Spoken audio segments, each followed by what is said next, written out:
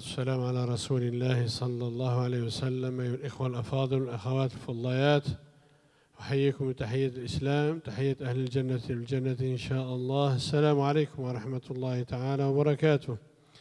Frères en islam, chers auditeurs, auditrices, téléspectateurs, téléspectatrices, voilà dans cette assise, la dernière assise du mois de décembre 2021, dans la continuité de ce qu'on a commencé déjà avec nos chouyours concernant la femme de façon générale, la femme à travers l'histoire et la femme en islam. Et je suis en compagnie de nos chouyours, Cheikh Abdel Nour, ahla wa sahla marhaban bik, Cheikh Abdel Al, ahla wa sahla marhaban bik. Donc, on a parlé la dernière fois avec Cheikh Abdel Nour, il nous a raconté l'injustice qu'a subie la femme à travers d'autres civilisations. Et Cheikh Abdel Al, il a parlé, il a pointé certaines choses, certaines injustices, y compris aujourd'hui en 2021. Donc, Cheikh Abdel Nour, aujourd'hui, ma question est la suivante. Si vous nous parlez de la femme en islam à travers des versets coraniques et à travers la tradition prophétique du bien-aimé Mohammed sallallahu alayhi wa sallam. Bismillah wa salatu wa salam ala rasulillah wa ala alihi wa sahbihi wa man wala. Barakallahu fik Cheikh Khaled ou barakallahu fik l'akh Abdel Ali. En islam, l'homme et la femme sont égaux devant Allah subhanahu wa ta'ala. Je tiens à parler sur la... Bien précisé, bien précisé, bien explicité. Ils sont égaux auprès d'Allah wa ta'ala. Exactement. Je tiens à éclaircir cet élément à travers des versets coraniques et des paroles prophétiques. C'est très important. Du point de vue islamique ou en termes de droits et d'obligations, l'homme et la femme sont égaux. Allah subhanahu wa ta'ala, lorsqu'il s'adresse aux croyants, il s'adresse aussi aux croyantes. Lorsqu'il parle des obligations religieuses, il enjoint les musulmans et les musulmanes. On n'a pas le temps nécessaire d'évoquer, de réciter tous les versets coraniques qui parlent de ce sujet. Par exemple, Allah subhanahu wa ta'ala, dans le verset 124 du chapitre intitulé « Les femmes », Allah subhanahu wa ta'ala a révélé tout un chapitre parmi les grands chapitres, surah, min surah al-Qur'an al-Karim, tusamma bi surati an-Nisa.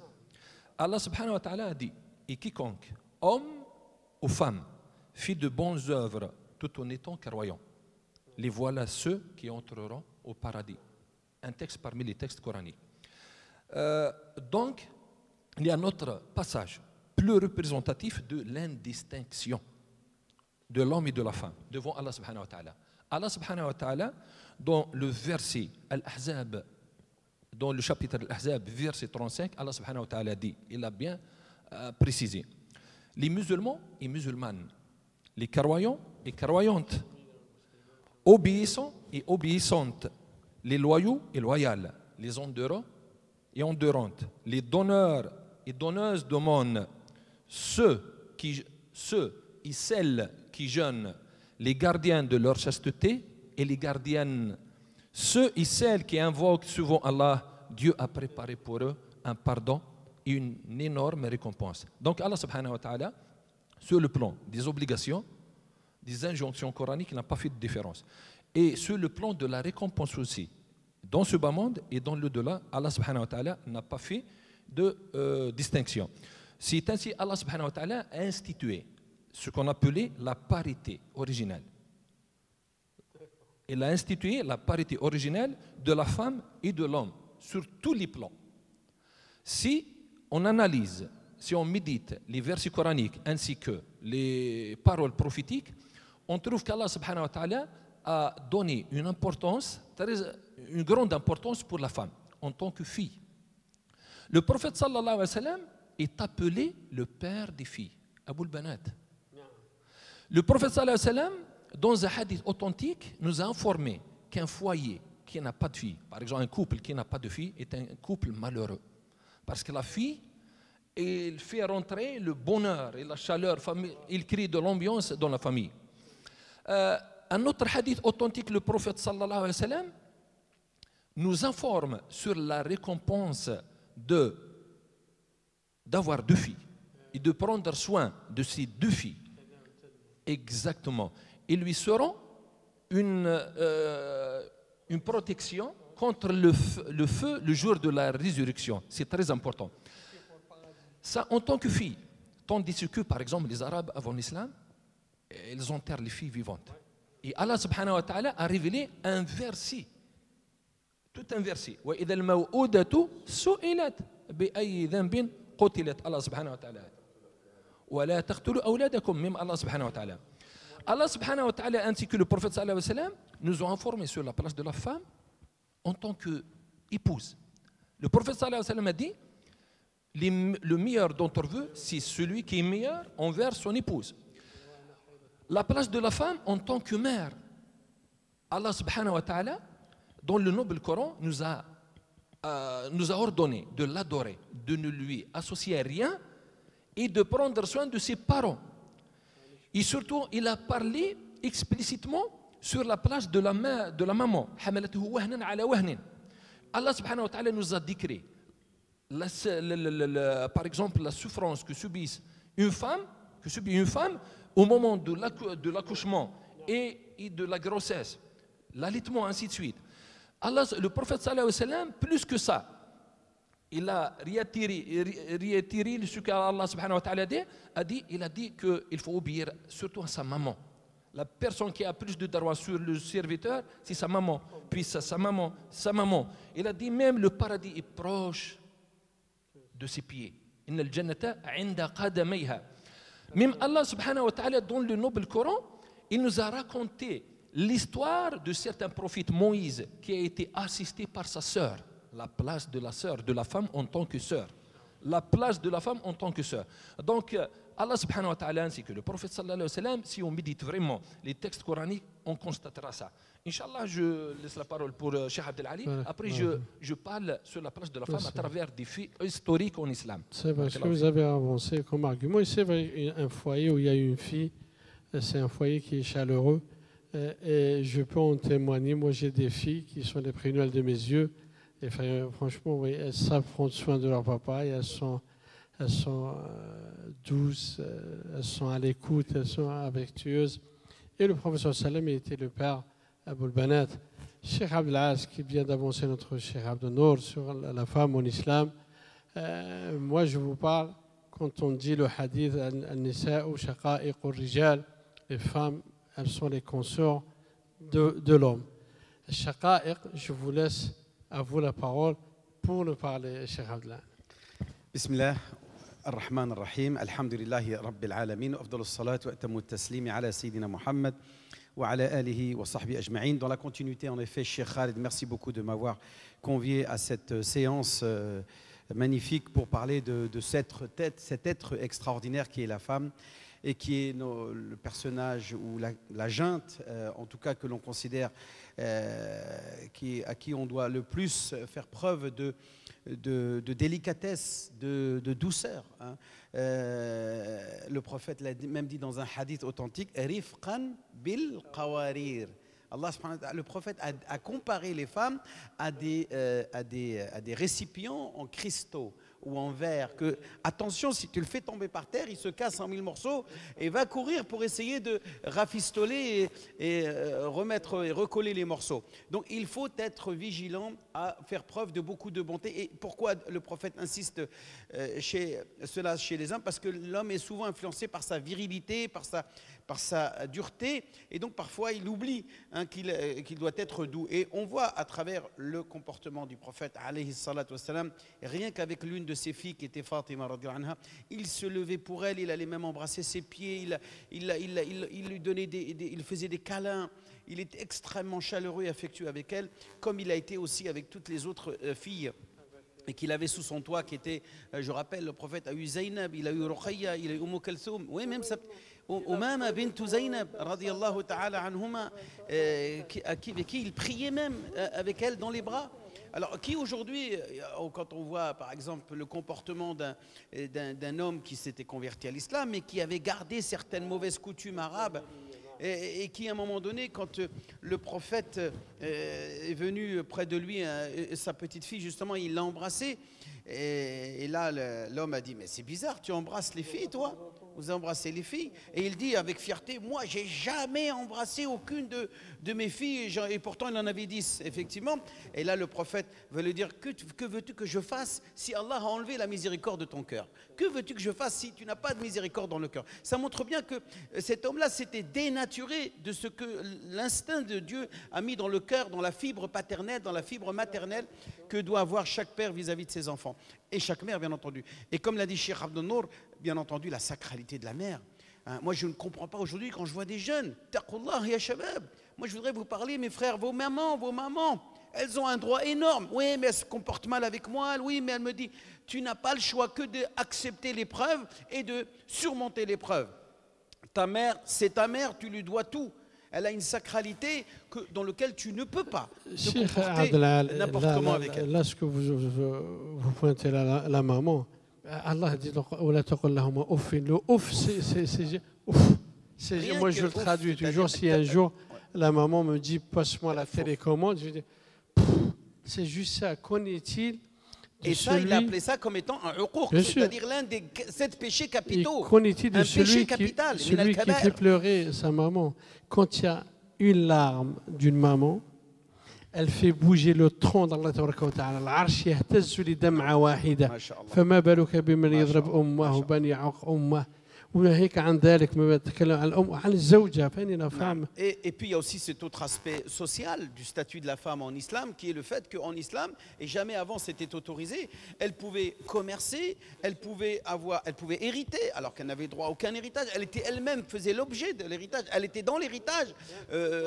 Il y avait même une pratique dans le Jahiliya où le fils héritait même de la femme de son père. Il se mariait avec, il récupérait le droit de relation intime avec la femme de son propre père. Mais elle était commerçante. Et l'islam est venu l'interdire en disant elle était commerçante. Voilà, la femme du prophète, Khadija, était une commerçante, donc elle avait pleinement le droit de jouir de ses biens personnels. Et il faut rappeler qu'en islam, il y a cette notion de séparation des biens, cette notion de séparation des biens qui est essentielle, où est-ce que la femme a le droit de jouir de ses biens et le mari n'a pas le droit de s'ingérer dans les affaires personnelles de la femme. Cheikh Abdel, je voulais vous la poser, mais là, vous m'avez devancé. Maintenant, un couple, les deux, ils travaillent, Cheikh Abdel. Donc, moi, j'ai un salaire, ma femme, elle a un salaire. Est-ce que, religieusement parlant, elle a l'obligation de me donner de son salaire ou de participer au loyer, aux charges, ou laisser à sa guise? Le Coran est clair. Il impose exclusivement les devoirs matériels dans le couple et dans le foyer à l'homme.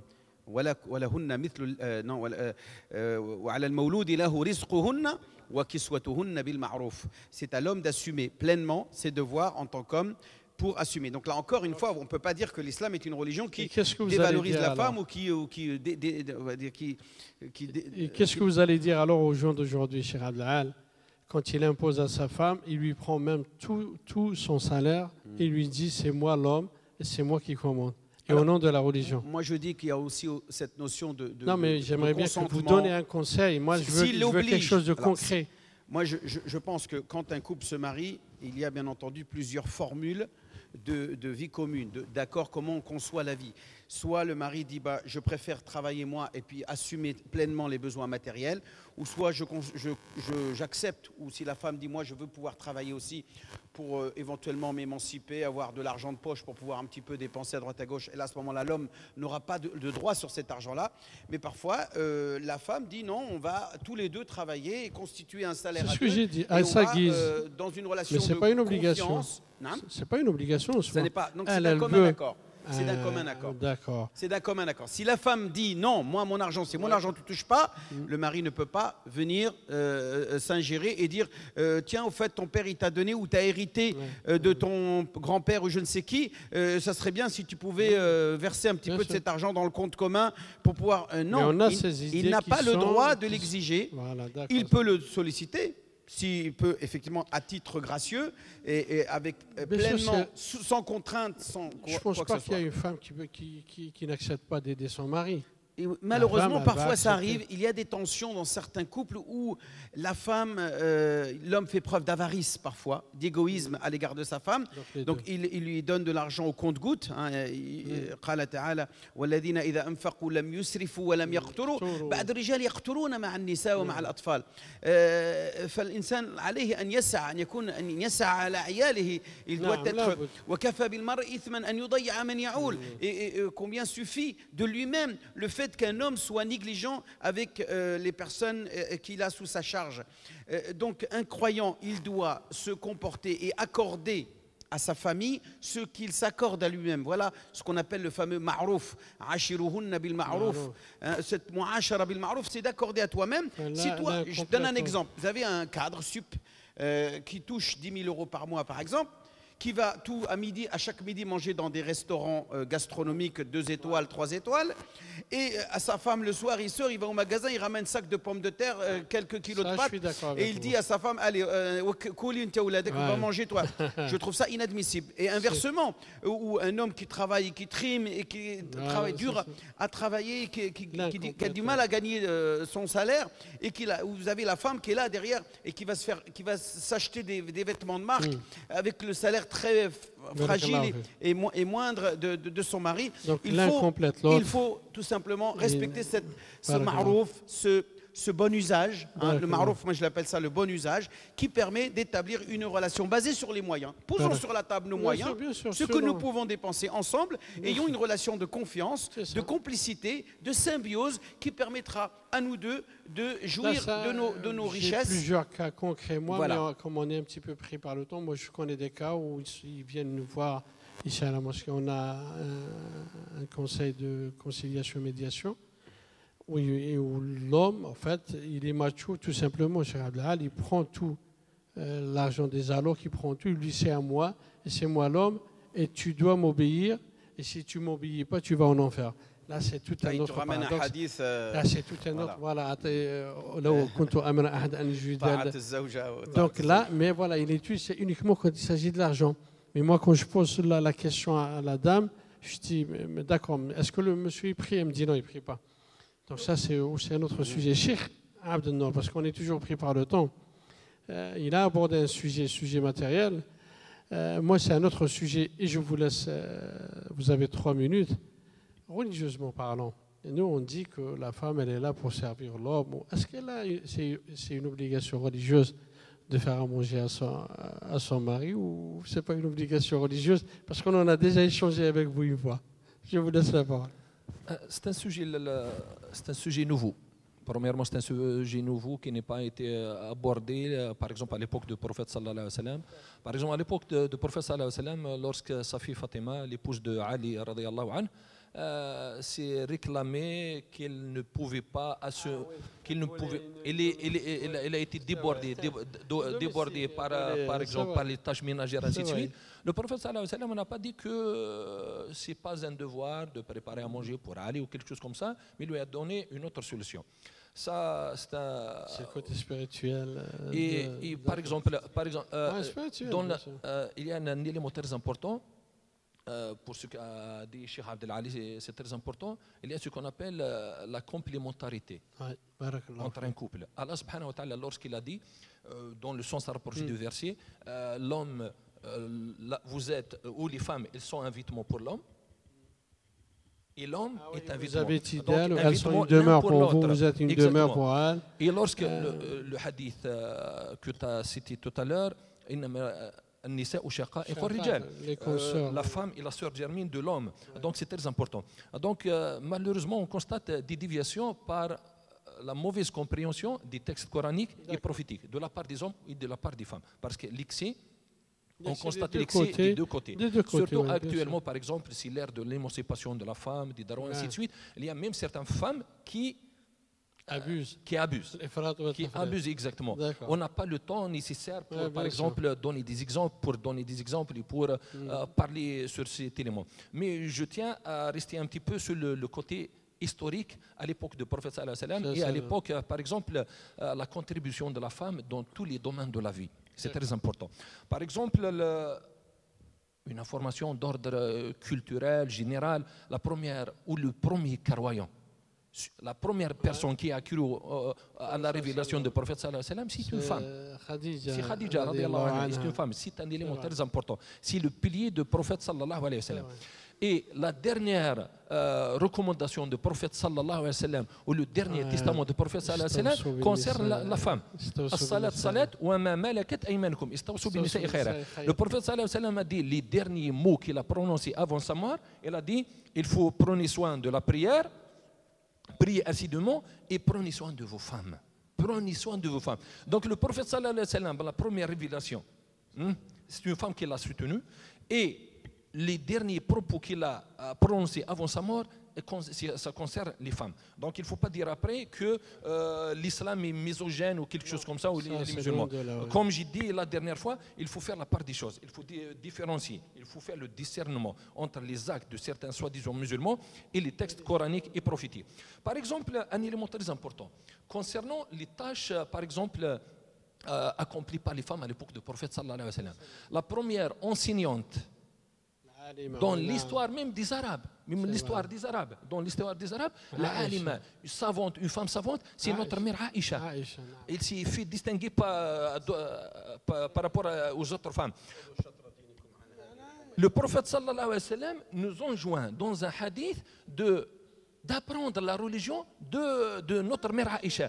Après la mort du prophète sallallahu alayhi wa sallam, les compagnons du prophète sallallahu alayhi wa sallam sollicitaient notre mère Aïcha concernant l'exigence du Coran, les causes de révélation, ainsi de suite. Concernant le fait de rapporter des hadiths du prophète sallallahu alayhi wa sallam, il a rapporté, il est classé la quatrième, il a rapporté 2210 hadiths. Alors que Abu Huraira, c'est le premier, il a rapporté 5374. Ça concernant la première enseignante en islam, c'est notre mère Aïcha. Donc en islam, n'a pas interdit l'enseignement et l'instruction. Mais par exemple en France, je tiens en France, par exemple, la femme n'a pas le droit, n'a pas bénéficié l'accès à l'instruction jusqu'à la Troisième République. La source, par exemple, s'il y a des sources, il y a des lois, ainsi de suite, c'est mentionné. Mais en islam, ça fait 14 siècles que la femme, c'est pas seulement... Exactement, exactement. Donc la femme n'a pas seulement le droit à l'instruction, mais elle a été enseignante, elle a été femme savante. Exactement. Par exemple, je vais vous informer une chose, peut-être vous n'allez pas croire. La première femme ministre de l'économie, ça n'existe pas à l'époque, mais ça existait à l'époque de Omar ibn al-Khattab. À l'époque de Omar ibn al-Khattab, on peut la qualifier, parce qu'il a الشفاء العدوية الشفاء العدوية الشفاء العدوية الشفاء العدوية à l'époque du prophète sallallahu alayhi wa sallam, il a travaillé en tant qu'infirmière durant les batailles du prophète sallallahu alayhi wa sallam. Donc les femmes ont travaillé en tant qu'infirmières. Dans le médical. Exactement. Le prophète sallallahu alayhi wa sallam, même durant ces batailles, il a été accompagné par ses femmes. Parmi, par exemple, les conseillers du prophète sallallahu alayhi wa sallam, Salama, il est la cause, il était la cause pour la trêve de l'Hudaybiyah. La trêve de l'Hudaybiyah, c'est très important. Par exemple, revenons à la première femme infirmière, ou parmi les filles parties, ainsi de suite, Shifa al-Hadawiya. Elle a été chargée par Omar ibn al-Khattab. Elle a été chargée par Omar ibn al-Khattab de réguler le commerce, le marché. Parce qu'il connaissait, il maîtrisait parfaitement la jurisprudence des transactions commerciales à son époque. Elle est chargée. Exactement. Elle est considérée, selon les historiens qui ont l'objectivité, comme la première femme ministre. Alors qu'en France, par exemple, il faut attendre jusqu'au novembre 1947 pour avoir une femme ministre. C'est exactement 1947. Par exemple, par exemple, concernant le droit de vote, par exemple, à l'époque du prophète sallallahu alayhi wa sallam, il n'y a pas le vote, ce qu'on appelait le vote, par exemple, actuel, mais il y a ce qu'on appelle al-bay'a. Le prophète sallallahu alayhi wa sallam prêtait allégeance, même les femmes prêtaient allégeance. Mais par exemple, ils sont en France, les femmes n'ont Non, pas le droit de vote de jusqu'en 1946. 1944. 1944. Voilà. Exactement. Comme a dit tout à l'heure Cheikh Abdel Ali, le droit à l'héritage. Par exemple, les femmes avant l'islam et dans d'autres civilisations, la femme, elle fait partie de l'héritage. De l'héritage. De l'héritage. Mais en islam, la femme hérite. Et malheureusement, il y a certains qui pointent le doigt, ils ont dit pourquoi la femme, elle hérite Monsieur, la je moitié. voulais La vous moitié. poser cette La question, moitié. on clôture avec.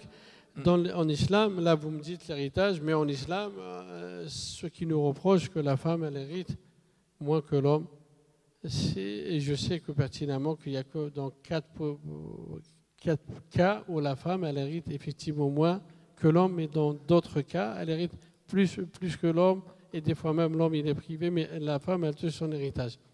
Je tiens à éclaircir cet élément très important d'un point de vue méthodologique. Si on recense tous les cas d'héritage entre hommes et femmes, on va constater 4 grandes catégories. Il y a un cas, par exemple, où la femme hérite égale à l'homme. C'est la première catégorie. Il y a des cas où la femme a la part de son héritage et l'homme n'a pas le droit à l'héritage. Hein? Ce qu'on appelle le hajb. Il y a les cas où la femme hérite moins que l'homme. La femme hérite moins que l'homme que dans 4 cas. Si on recense les cas de l'héritage en général, c'est plus de 40 cas à peu près. Mais il hérite moins que l'homme que dans 4 cas. Mais les gens ils vont dire que la femme hérite la moitié de l'homme dans 4 cas seulement. Inch'Allah, dans d'autres assises. Inch'Allah. Maintenant, parce qu'on est un petit peu pris par le temps, je laisse à Cheikh Abdelal de nous donner 2 conseils. Je vous laisse vous adresser aux femmes et aux hommes. Cheikh Abdelal, 2 conseils, et parce que là, on est un petit peu pris par le temps. Non, je me permets juste de faire un complément de ce que vient de dire Cheikh Abdelnour, Jazahullah khairan wa Allah yakhlih lina, Inch'Allah. Concernant effectivement cette notion d'inégalité qu'il peut y avoir dans le domaine de l'héritage. Moi, je parle du concret. C'est vrai que le scénario le plus, on va dire, le plus courant que l'on retrouve, c'est quand un homme meurt et il laisse des enfants. Donc souvent, quand il y a des enfants, il y a des garçons et des filles. Et ça, c'est le scénario le plus courant, puisque c'est souvent les anciennes générations qui meurent avant leurs enfants, et ce sont les enfants qui sont principalement les héritiers de leurs parents. Et là, effectivement, certaines filles vont dire « mais moi, pourquoi je prends que la moitié ?»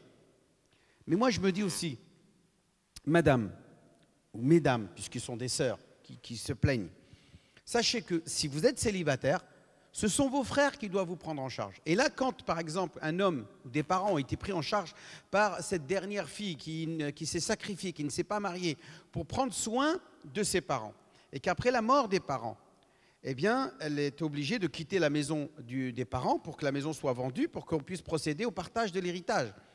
Et là, l'islam intervient. D'accord, vous les hommes, vous avez le double de part que les filles, que vos sœurs, mais la sœur qui n'a plus de père, c'est à vous les frères d'assumer. Est-ce que vous acceptez d'assumer? Ah non, on ne veut pas, moi j'ai une femme, j'ai des enfants, je ne peux pas m'occuper de ma sœur. Eh bien alors comment à ce moment-là accorderons-nous à ce frère le double de la part de sa sœur alors qu'il ne veut pas assumer l'autre partie de l'injonction divine qui est qu'il doit assumer il a ce devoir de prendre en charge sa sœur. Eh bien on lui dira à ce moment-là, puisque tu ne veux pas prendre tu veux du Coran que ce qui t'arrange, et ce qui ne t'arrange pas, tu n'en veux pas. Moi, je vais garder cette part que le notaire français a accordée à ta sœur, et je dirais que c'est la compensation de ce que tu lui dois, parce qu'elle doit être prise en charge.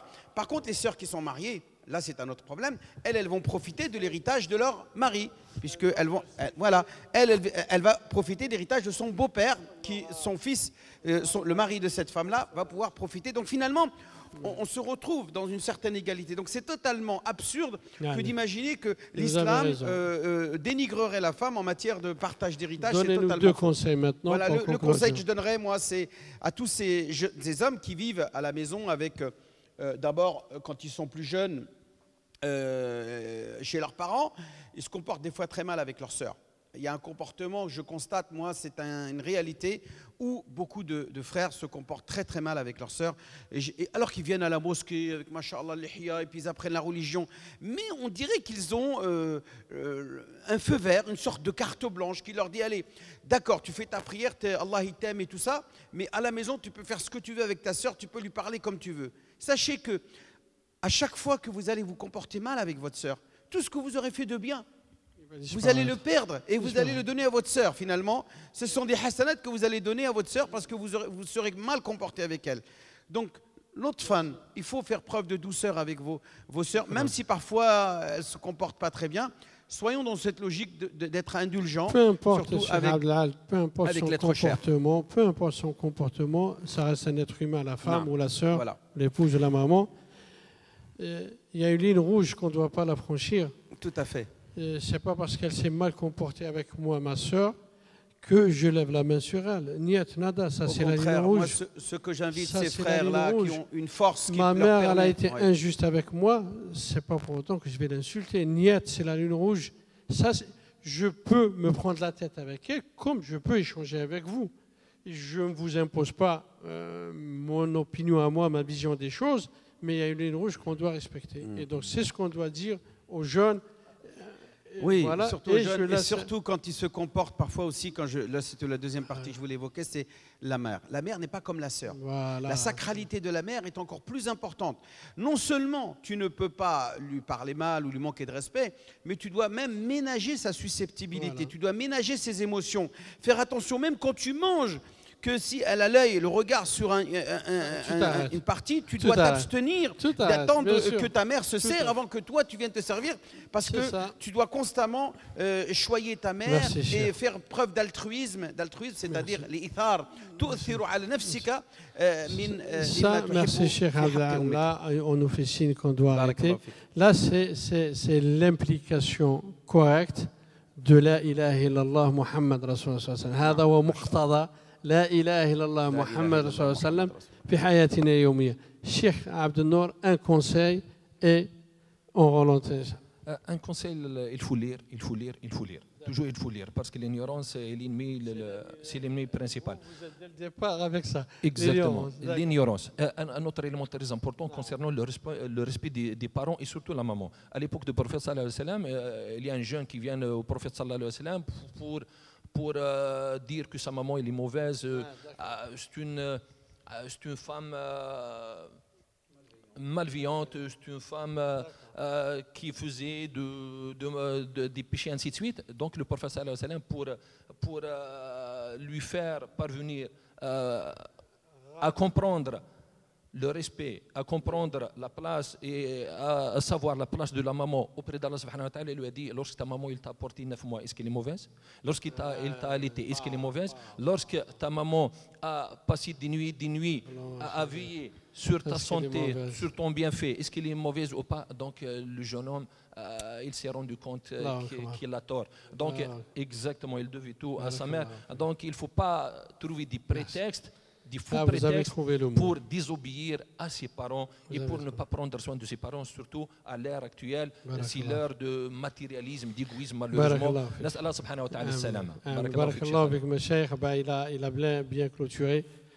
Moi, le conseil que je donne, prenez soin de vos sœurs, de vos mamans, de vos épouses. Soyez des hommes comme l'ont été les compagnons du bien-aimé sallam, et qu'on soit Inch'Allah humble et qu'on réalise muqtada la ilaha illallah, l'implication de la ilaha illallah sur le terrain avec un bon comportement. Chers auditeurs, auditrices, téléspectateurs, téléspectatrices, prenez soin de vous. Je vous dis Inch'Allah que Allah vous guide, que Allah vous donne de sa lumière. Inch'Allah, on se dit à la semaine prochaine. Le shuyukh barakallahu fikum. Assalamu alaikum wa rahmatullahi ta'ala wa barakatuh.